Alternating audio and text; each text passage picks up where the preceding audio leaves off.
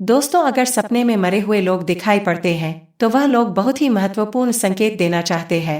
अगर आप उनके संकेत को नजरअंदाज करते हैं तो आपके जीवन में क्या होता है, चलिए जानते हैं। एक बार देवर्षि नारद शंका का निवारण करने के लिए यमराज से मिलने के लिए यमपुरी जाते हैं। यमराज देवर्षि नारद का बड़े विनम्रता से आदर एवं सत्कार करते हैं और उन्हें प्रणाम करते हुए पूछने लगते हैं, हे देवर्षि यमपुरी में आपका स्वागत है।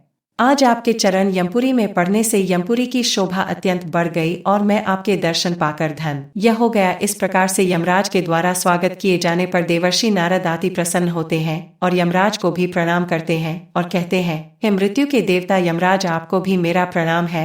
आपके आदर सत्कार से हम अत्यंत प्रसन्न हुए। फिर यमराज नारद जी से कहते हैं, हे देवर्षि, आज आपका यमलोक में आने का क्या प्रयोजन है? अवश्य ही कोई महत्वपूर्ण कार्य अथवा कोई महत्वपूर्ण समाचार लेकर आप आए होंगे, या फिर हमसे कोई भूल तो नहीं हुई है? कृपया बताइए, मैं आपकी क्या सेवा कर सकता हूँ? तब देवर्षि नारद कहते हैं, हे धर्मराज, आप तो मृत्यु के तथा न्याय के देवता हैं। आप तीनों लोकों के सभी जीवित और मृत प्राणियों का लेखा जोखा रखते हैं। आपको समस्त चराचर के भूत और भविष्य का भी ज्ञान है। इसीलिए मैं आपके पास कुछ शंका लेकर आया हूँ, जिसे दूर करने की कृपा करें। फिर यमराज कहते हैं, हे देवर्षि, आप सत्य कहते हो। हम तीनों लोकों में निवास करने वाले सभी जीवित और मृत प्राणियों का लेखा जोखा अवश्य रखते हैं, किंतु आपके मन की बात जानना हमारे बस का नहीं है। आप तो तीनों लोकों की खबर रखते हैं और आप भगवान विष्णु के सबसे प्रिय भक्त हैं। आप समस्त शास्त्रों का भी ध्यान रखते हैं, किंतु अगर आप मुझसे कुछ जानना चाहते हैं तो मैं अवश्य ही आपकी सहायता करूंगा। हे देवर्षि, आपकी जो भी शंका और प्रश्न है आप निसंकोच पूछ सकते हैं। मैं अपने सामर्थ्य के अनुसार उनका जवाब देने का प्रयास अवश्य ही करूंगा। देवर्षि नारद कहते हैं, हे यमराज, मैं पृथ्वी लोक से कहीं सारी जंगलों से और स्मशानों से भ्रमण करके आया हूँ, जहाँ पर मैंने देखा कि पिशाच, कुष्मांड, प्रेत, ढैल, वेताल, पिशाचिनी, कई विचित्र चीजें निवास करती है। यह सभी दुष्ट शक्तियों मनुष्य को परेशान करती है, उन्हें दुख देती है। इसके पीछे का क्या कारण है? यह सभी बुरी शक्तियां मनुष्य को क्यों परेशान करती है, उनको क्यों दुख देती है? तथा मेरे मन में अन्य एक प्रश्न है कि मनुष्य कई बार सपने में पूर्वजों को देखा है, तो इसका क्या अर्थ होता है? सपने में मरे हुए लोग दिखाई देने का क्या मतलब है? इससे मनुष्य को कौन से संकेत मिलते हैं? मैं समस्त मनुष्य जाति के कल्याण के लिए इन प्रश्नों के उत्तर जानना बेहद ही जरूरी है, जिससे उनके मन का समाधान हो जाए कि सपने में मरे हुए लोग दिखाने का क्या मतलब होता है। इसी शंका का निवारण करने के लिए मैं आपके पास आया हूँ। नारद जी के यह प्रश्न सुनकर यमराज अति प्रसन्न हुए और कहने लगे, हे देवर्षि, आपने जो भी प्रश्न किए हैं वह मानव जाति के कल्याण के लिए उचित ही है। मैं आपको इन सभी प्रश्नों के उत्तर अवश्य देता हूँ। इन प्रश्नों के उत्तर जानने के लिए मैं आपको अत्यंत पवित्र कथा सुनाता हूँ। इस कथा में आपको सभी प्रश्नों के उत्तर मिल जाएंगे। आप इस कथा को ध्यान से अवश्य सुने। जो भी मनुष्य इस कथा का श्रवण करता है मैं उसके 32 अपराध माफ करता हूँ। तब नारद जी कहते हैं, हे धर्मराज, आप मुझे वह महान कथा सुनाइए, मैं इसे ध्यान से सुनूंगा। तो दोस्तों, फिर यमराज देवर्षि नारद को यह महान कथा सुनाते हैं।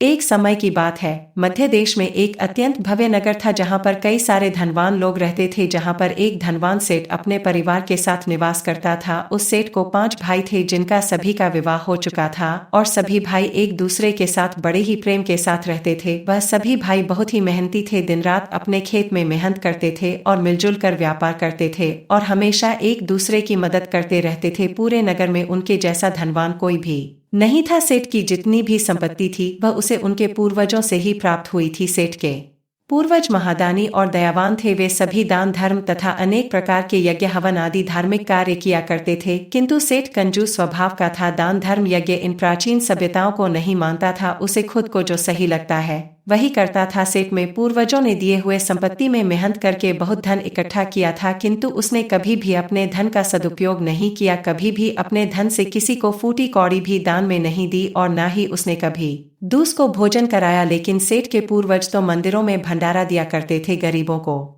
वस्त्र तथा अन्न का दान किया करते थे। लेकिन सेठ ने अपने पूर्वजों का कभी अनुसरण नहीं किया। वह हमेशा ही धन कमाने में और धन का संचय करने में लगा रहता। हमेशा ही अपने धन का उपयोग अपने जीवन को सुख शांति गुजरने के लिए करता था। अपने पुत्रों का ऐसा व्यवहार देखकर उसके पूर्वज उससे बहुत दुखी और नाराज हो गए। सेठ के पूर्वजों को अपने पुत्र का व्यवहार ठीक नहीं लगता था। इसी कारण से वे पितृलोक में भी दुखी रहा करते थे। धन कमाने के लालच में सेठ इतना उन्मत्त हो गया कि वह अपने पूर्वजों को भी भूल गया और उसने अपने पूर्वजों का श्राद्ध तथा तर्पण आदि कार्य करना भी बंद कर दिया, जिससे उसके पूर्वजों की आत्मा की तृप्ति नहीं होती थी। वे अपने पुत्र के ऐसे व्यवहार से दुखी रहने लगे। फिर एक दिन उस सेठ के पूर्वज चर्चा करते हैं और उससे मिलने के लिए जाने के विषय में सोचते हैं। फिर सभी पितृगण यमराज के पास जाते हैं और उनसे विनम्रता से प्रार्थना करने लगते हैं, हे धर्मराज, हमारे पुत्रों की मति भ्रष्ट हो गई है। धन के लालच ने उन्हें अंधा कर दिया है, जिस कारण से हमारी संतुष्टि नहीं हो रही है। कृपया आप हमें हमारे पुत्रों से मिलने के लिए एक बार जाने दें। हम हमारे पुत्रों को धर्म का और शास्त्रों का ज्ञान देकर फिर से यमलोक लौट आएंगे। तब यमराज ने उन्हें कहते हैं, हे महात्माओं, मैं अपने ही बनाए हुए नियमों का उल्लंघन नहीं कर सकता। अगर मैंने अपने बने नियमों का उल्लंघन किया तो त्रिदेव मुझे कभी भी माफ नहीं करेंगे। तो सेठ के पित्र उनसे विनती करते हैं, हे धर्मराज, हमारे पुत्रों की गलती को सुधारने का कोई तो उपाय हो। तो यमराज कहते हैं, इसका एक उपाय है जिससे आप अपने पुत्रों को संकेत दे सकते हो, लेकिन आपके पुत्र इन संकेत नहीं समझ पाए तो वह पितृदोष की रेखा में चले जाएंगे और अपनी सारी संपत्ति को खो देंगे। इस बात को सुनते ही सारे पितृ यमराज के सुझाव से सहमत होते हैं और कहते हैं, हे धर्मराज, कृपा करके उस उपाय को बताइए। तो यमराज कहते हैं, तुम अपने पुत्र को मिलने के लिए तो नहीं जा सकते, किंतु तुम अपने पत्रों के स्वप्न के माध्यम से संकेत अवश्य दे सकते हो। फिर वे सभी पितृ इस बात पर सहमत हो जाते हैं और एक एक करके अपने सभी पुत्रों के सपनों में जाकर उन्हें दर्शन देते हैं। सबसे पहले वे अपने बड़े पुत्र के अर्थात उस सेठ के सपने में उसे दर्शन देते हैं और उसे संकेत देते हैं, किंतु उनका बड़ा पुत्र उनके संकेतों को समझ नहीं पाता है। दूसरे दिन जागने पर वह उस सपने को एक बुरा सपना समझ के भूल जाता है और अपने पितरों के द्वारा दिए गए संकेतों को भी नजरअंदाज कर देता है।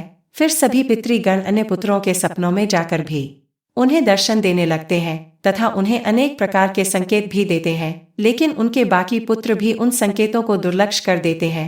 कोई भी अपने पूर्वजों के द्वारा बताए हुए संकेतों को समझ नहीं पाता है, जिससे सभी पितृगण अत्यंत दुखी और नाराज हो जाते हैं और पितरों द्वारा दिए गए संकेत को न समझने के कारण उनके परिवार को पितृदोष लग जाता है। और फिर पितरों के स्वप्न में दर्शन देने के कुछ ही दिनों के बाद उस सेठ को व्यापार में नुकसान उठाना पड़ता है। उसे व्यापार में बहुत ज्यादा घाटा होने लगता है, जिससे उसकी सारी धन संपत्ति नष्ट हो जाती है। खेती में भी अकल पड़ने के कारण कुछ नहीं उग रहता, तो सभी भाइयों में वाद विवाद और लड़ाई झगड़े होने लगते हैं।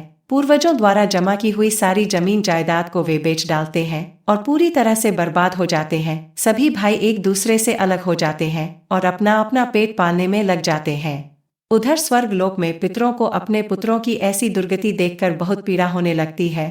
सभी पितृगण अत्यंत दुखी और उदास हो जाते हैं। फिर से वे सभी यमराज के पास जाते हैं और कहने लगते हैं, हे धर्मराज, हमसे हमारे पुत्रों की ऐसी दुर्गति नहीं देखी जाती है। हमारे द्वारा किए गए सभी पुण्य कर्मों को हमारे पुत्रों ने नष्ट कर डाला है।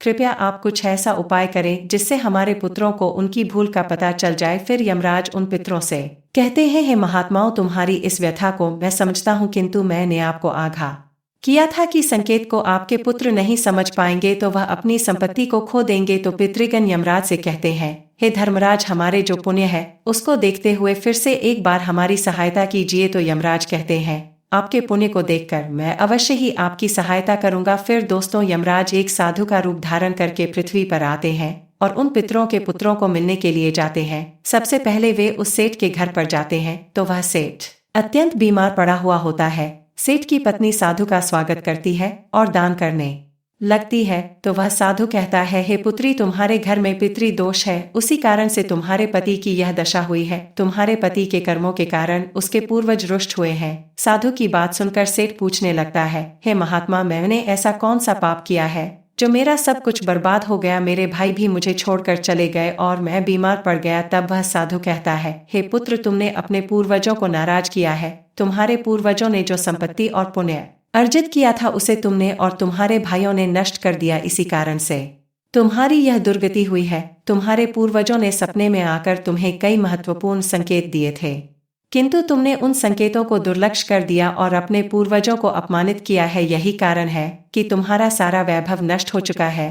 इस प्रकार से उस साधु के द्वारा बताने पर उस सेठ को सब कुछ पता चल जाता है। उसे याद आता है कि उसके सपने में उसके पूर्वजों ने उसे दर्शन दिए थे। वह सेठ उस साधु से कहता है, हे महात्मा, आप सत्य कह रहे हैं। हमारे पूर्वजों ने हमें सपने में दर्शन अवश्य दिए थे, किंतु हम उनके द्वारा दिए गए संकेतों को समझ नहीं पाए। कृपया आप मुझे सपने में पूर्वजों को देखने पर क्या संकेत मिलते हैं इस बारे में बताइए। फिर वह साधु कहते हैं, हे पुत्र, अब तुम ध्यान से सुनो, मैं तुम्हें सपने में पूर्वज दिखाई देने पर मिलने वाले संकेतों के बारे में बताता हूँ। यमराज कहते हैं, हे पुत्र, यदि पितरों का उद्धार नहीं होता है तो वे प्रेत योनि में ही मृत्यु लोक पर भटक रहे होते हैं। वे भूख प्यास से व्याकुल होकर अपने परिवार जनों के घर में प्रवेश करते हैं। यदि सपने में घोड़ा, हाथी, बैल अथवा मनुष्य का विकृत रूप दिखाई पड़े तो समझ जाना चाहिए कि पितृगण अपने पुत्रों के व्यवहार से अत्यंत दुखी है। जो मनुष्य पशु पक्षियों को अन्न का दान नहीं करता है तो उसके पितृ अत्यंत दुखी होकर पशुओं का रूप धारण करके सपने में दर्शन देते हैं। यदि कोई ऐसा सपना आता है जिसमें कोई पशु अथवा जानवर मनुष्य की वाणी में बोलता हुआ दिखाई दे अथवा कुत्ता, बैल, गाय आदि प्राणी मनुष्य की तरह बातें करते हुए दिखाई पड़ते हैं तो इसका यह अर्थ होता है कि मनुष्य के पितृ उससे अत्यंत रुष्ट है। ऐसे मनुष्य को भविष्य में भयंकर अपमान का सामना करना पड़ सकता है। ऐसे मनुष्य के जीवन में क्लेश होता है। उसके भाई बंधु पशुओं की भांति युद्ध करने लगते हैं। यमराज कहते हैं, यदि सपने में मृत परिजन कुछ मांगते हुए दिखाई देते हैं तो इस स्वप्न को मनुष्य को कभी दुर्लक्ष्य नहीं करना चाहिए। इस सपने का यह अर्थ है कि उस मनुष्य के पूर्वज असंतुष्ट है, उनकी पितृलोक में तृप्ति नहीं हो रही है। जिस मनुष्य को सपने में उसके मृत पूर्वज कुछ मांगते हुए दिखाई पड़ते हैं तो उस मनुष्य का सारा अन्न भंडार समाप्त हो जाता है। वह घोर दरिद्रता में पड़ जाता है, वह भिखारी बन जाता है। इसीलिए उस मनुष्य को तुरंत ही अन्न का दान करके अपने मृत पूर्वजों को संतुष्ट करना चाहिए। यदि सपने में पूर्वज क्रोधी अवस्था में दिखाई देते हैं तो उस मनुष्य के पूर्वज उसके कार्यों से संतुष्ट नहीं है। वह मनुष्य जो भी कार्य अथवा व्यापार कर रहा है उसे उसम नुकसान अवश्य उठाना पड़ता है। उसके द्वारा किए गए सभी कार्य व्यर्थ हो जाते हैं और उनका कोई फल उसे प्राप्त नहीं होता है। यदि सपने में पूर्वज दिखाई पड़ते हैं और अचानक से अदृश्य हो जाते हैं तो आने वाले समय में उस मनुष्य पर कोई बड़ा संकट आने वाला है, ऐसा समझना चाहिए। यदि सपने में कोई मनुष्य अपने मृत परिजनों को रोता हुआ देखता है तो उसके पूर्वज उसे यह संकेत दे रहे हैं कि उसे भविष्य में नुकसान उठाना पड़े, उसका सारा धन वैभव नष्ट हो जाएगा और उसे भयंकर दरिद्रता का सामना करना पड़ेगा। आने वाले संकट की घड़ी को देखकर पूर्वज सपने में रोते हुए दिखाई पड़ते हैं। यदि सपने में पूर्वज गंदे और मैले वस्त्र पहने हुए दिखाई देते हैं तो निश्चित ही उस मनुष्य का सारा धन नष्ट हो जाएगा, वह धनहीन हो जाएगा। तब वह साधु कहता है, हे पुत्र, यदि तुम्हें भी इस प्रकार के सपने दिखाई पड़े हैं तो तुम्हें अपने पूर्वजों को प्रसन्न करने के लिए दान, धर्म, तर्पण, श्राद्ध आदि कर्म करने चाहिए, जिससे तुम्हारे सभी कष्ट दूर होंगे। उस साधु की बात सुनकर उस सेठ को अपनी गलती का एहसास हो जाता है और वह तुरंत ही अपने भाइयों के पास जाता है और उन्हें साधु के द्वारा बताई हुई बात बता देता है। फिर सभी भाइयों को समझ में आ जाता है कि उनके पूर्वज उन्हें सपने में आकर संकेत दे रहे थे। फिर वे सभी भाई मिलकर नदी के तट पर जाते और अपने पूर्वजों के लिए श्राद्ध, तर्पण, दान, धर्म आदि कार्य करते हैं और अपने पितरों को संतुष्ट करते हैं। फिर एक दिन उनके पूर्वज उनके सपने में आकर उन्हें दर्शन देते हैं और उन्हें नाना प्रकार के संकेत देते हैं। यमराज नारद जी से कहते हैं, हे देवर्षि, जब मनुष्य के पूर्वज संतुष्ट हो जाते हैं तब मनुष्यों को अनेक प्रकार के संकेत प्राप्त होते हैं। यदि सपने में मृत परिजन सिर पर हाथ फिरा हुए दिखाई देते हैं, इस सपने का अर्थ यह है कि वे बहुत अधिक प्रसन्न हैं। पूर्वज यह संकेत दे रहे हैं कि उस मनुष्य के जीवन में कुछ बहुत ही अच्छा होने वाला है। यदि पूर्वज मनुष्य की ओर हाथ बढ़ाते हुए दिखाई देते हैं तो पूर्वज यह संकेत दे रहे हैं कि मनुष्य जो भी काम कर रहे हैं उससे वे संतुष्ट हैं और उसे उस कार्य में अवश्य ही सफलता प्राप्त होगी। यदि सपने में पूर्वज स्वस्थ दिखाई देते हैं, उनके मुखमंडल पर तेज दिखाई देता है और उनके वस्त्र चमकीले और सफेद रंग के होते हैं तो उन पितरों को मुक्ति मिल चुकी है, ऐसा समझना चाहिए। अगर सपने में पूर्वज दूर आकाश में बादलों पर बैठे हुए दिखाई देते हैं तो यह शुभ संकेत है।